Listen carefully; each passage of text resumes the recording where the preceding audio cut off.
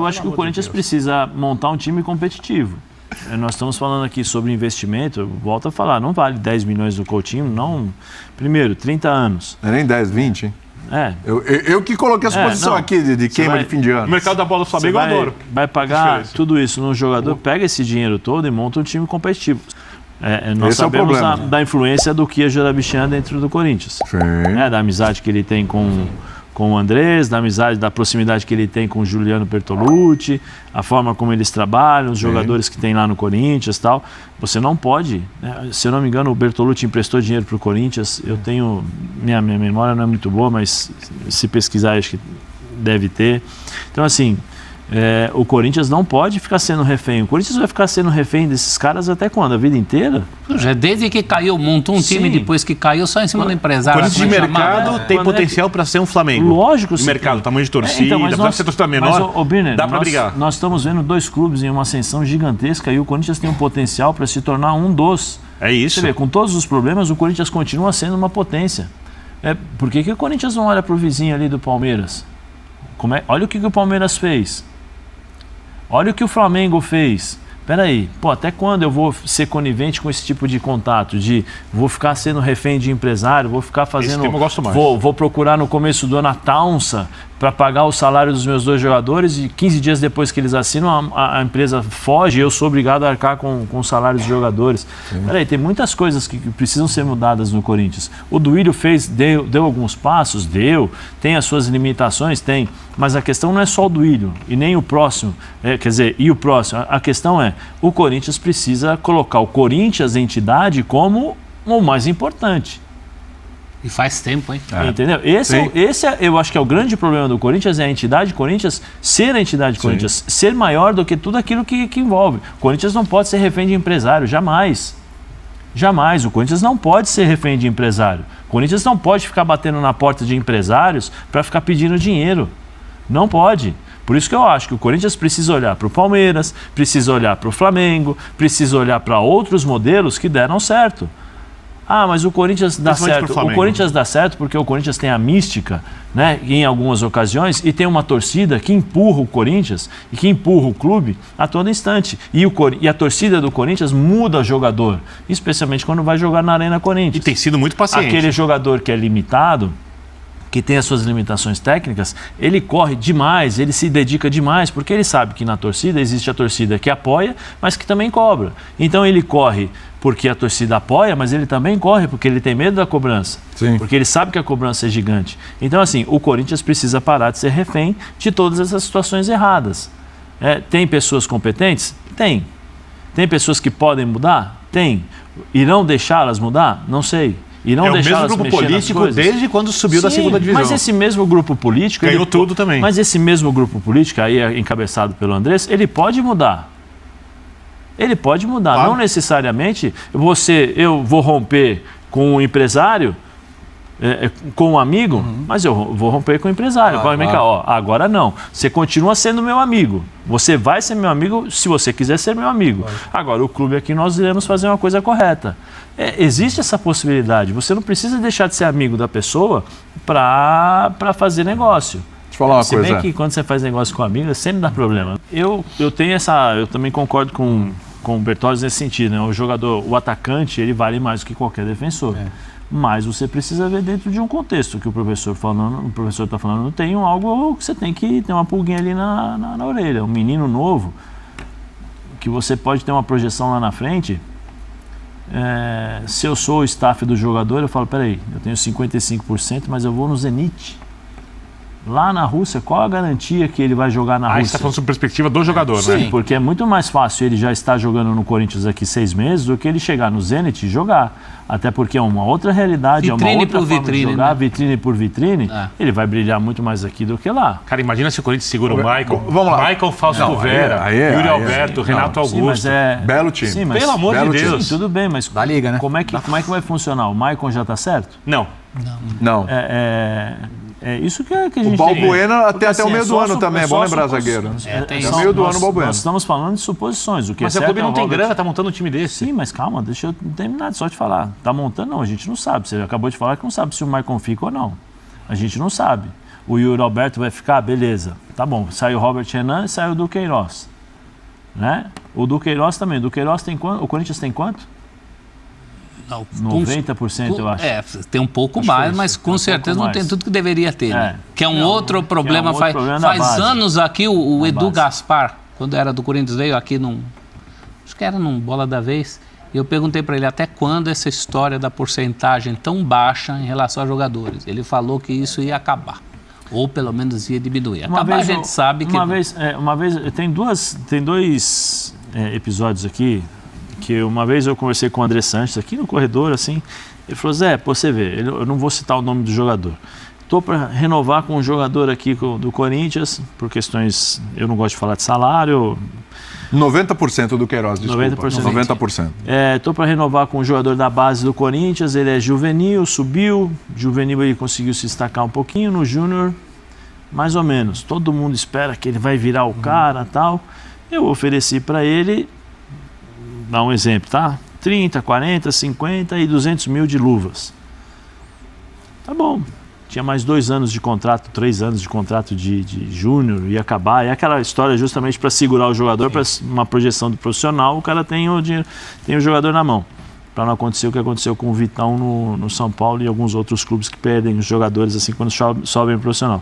Aí ele fez a oferta para o jogador. O jogador não tinha jogado, ele não era nem titular do júnior, mas a projeção.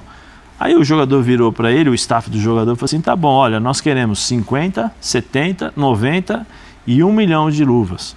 Aí o Andrés falou assim, se eu não renovo, ele sai daqui, vai para o Palmeiras. E aí depois a torcida vem e pega no meu pé, né? E arrebenta comigo.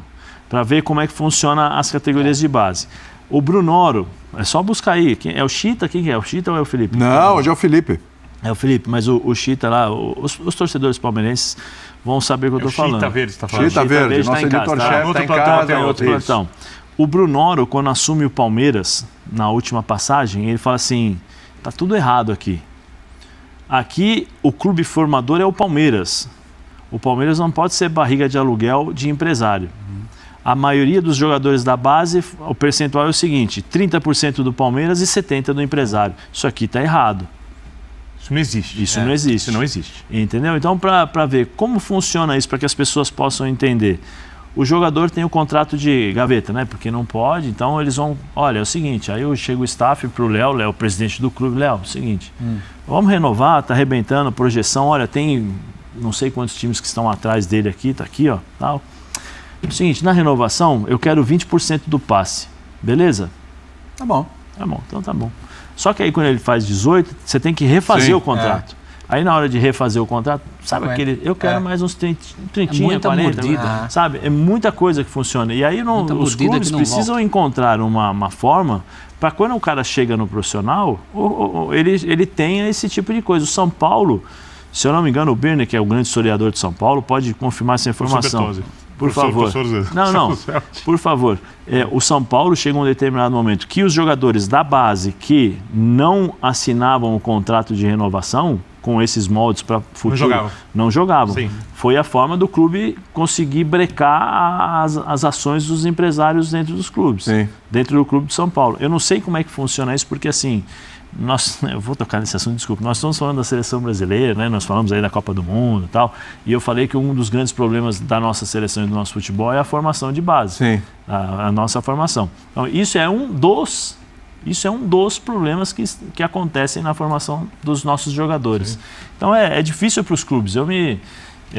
Às vezes a gente fala, critica e tal, mas os clubes muitas vezes eles estão amarrados com esses moldes, às vezes, dos contratos, com os compromissos, muitas vezes, que eles firmam com os empresários, que os empresários emprestam dinheiro porque o clube precisa, e aí o empresário. O famoso rabo preso, né? O empresário vai lá e fala assim: qual que é o melhor? Professor Celso? Não, o Birner já tá meio. Não, Birner.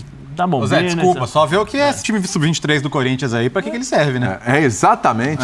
Exatamente. E quem ganha com isso também, né? Porque tem o famoso por fora. Ontem se falou muito que o Corinthians, ao fazer essa troca, está vendendo o almoço para pagar o jantar.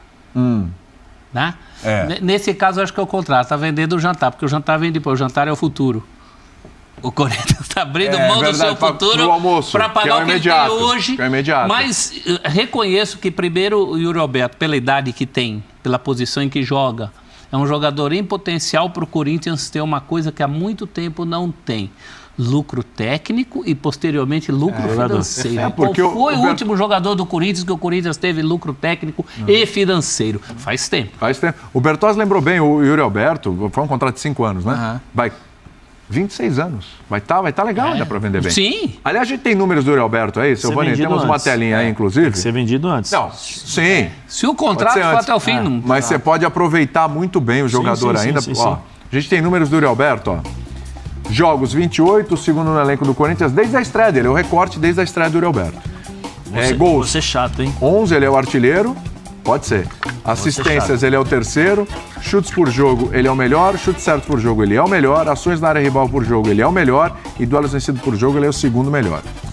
Recorte desde a estreia dele pra frente. Vou ser chato, e aí... Chato no sentido de fazer observações.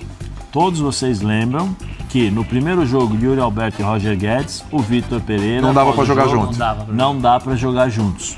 Sim. Mas era uma bronca no Roger Guedes. Não dá para jogar juntos esses dois jogadores. Sim, tanto que no outro jogo contra o Flamengo ele colocou o Yuri Alberto para fazer marcação e o Roger Guedes centralizado. Sim. E aí a culpa não é do Roger Guedes, a culpa é do treinador que não tem coragem de tirar o Roger Guedes. Aí não é a culpa do... Só que assim, o Yuri, eu lembro que a gente estava fazendo um programa aqui, acho que era o Pedro Ivo, né? Que a gente estava falando sobre... O Yuri chegou a um determinado momento que não deu um chute no gol. Ele não deu um chute no gol, acho que em 3 jogos. O Yuri Alberto começou a jogar bem depois que o Renato Augusto veio por dentro. Porque aí as bolas começaram a chegar. Aí o time começou a jogar futebol e ele, como finalizador, ele é um ótimo finalizador. E o Renato Augusto joga muito. Claro. E aí o Renato Augusto proporcionou isso, né? Então, para ter um balanço, porque, de novo, depende muito do time que será montado. O Yuri não é o cara de pegar a bola, que nem, por exemplo, o Roger Guedes, que leva a bola. O Yuri é o cara de finalização. É igual o Gabigol. Ele é finalizador. Ele não é o cara que vai driblar. Ele toca e vai para a área para finalizar. Isso ele é muito bom. Então ele depende muito do time. Se o time produzir para ele, ele vai fazer hat-trick, vai fazer 4, vai fazer 5, vai ficar pedindo música o tempo todo. Agora, se o time não conseguir produzir, ele não tem essa capacidade. Ele não é um cara de puxar contra-ataque, que nem Roger Guedes. Então, o Lázaro sabe disso.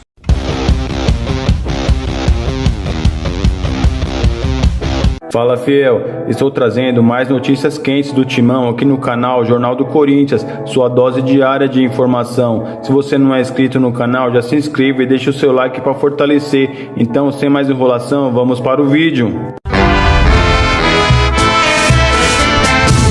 Considerado um reserva na maior parte da temporada pelo ex-técnico Vitor Pereira, Raul Gustavo, zagueiro de 23 anos, postou em suas redes sociais uma autoavaliação sobre seu desempenho neste ano, exaltando a oportunidade de jogar pelo Alvinegro Paulista e declarando estar muito orgulhoso com suas atuações. Consultado por diversos times, Raul não deve permanecer no Timão em 2023. Conforme informações, a diretoria do Corinthians analisa qual é o melhor destino para o jogador. Raul Gustavo é um bom zagueiro, pois tem muita velocidade e impulsão no cabeceio, além de ter uma boa saída de bola. No entanto, o seu ponto fraco é seu destempero psicológico, que prejudicou o Corinthians em diversas ocasiões. A mais lembrada, no entanto, foi um pênalti cometido lá na Arena da Baixada contra o Atlético Paranaense, jogo esse que o Corinthians ganhava por 1-0 até os acréscimos do segundo tempo, quando em um lance que o jogador adversário estava de costas para o gol do Corinthians, ele atropelou o atacante dentro da área, cometendo um pênalti infantil, decretando assim o empate do time paranaense, fazendo o Corinthians desperdiçar 2 pontos que poderiam fazer muita falta lá na frente. O Cruzeiro poderá ser o provável destino do zagueiro, mas a situação vai depender da negociação do Robert Renan, que poderá ser envolvido na contratação em definitivo do Yuri Alberto. E nesse caso, o setor defensivo poderia ficar muito desguarnecido e a saída do Raul Gustavo poderia ser descartada. E eu vou ficando por aqui. Lembre-se de deixar o seu like e se inscrever no nosso canal. Aqui você sabe, né? Vai ficar sempre muito bem informado sobre todas as notícias do Timão. Então até o próximo vídeo. Fiquem com Deus e vai, Corinthians!